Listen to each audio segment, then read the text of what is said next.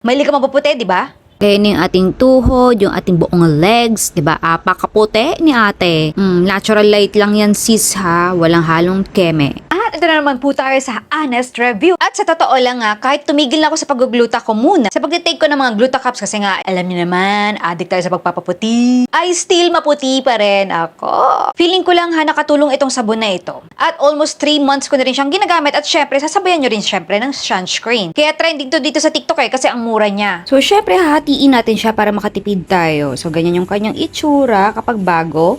Ayan. Halos mauubos ko na naman kasi yung Isa stock siya sa ko. daily soap ko kasi nga favorite ko siya and mura nga siya.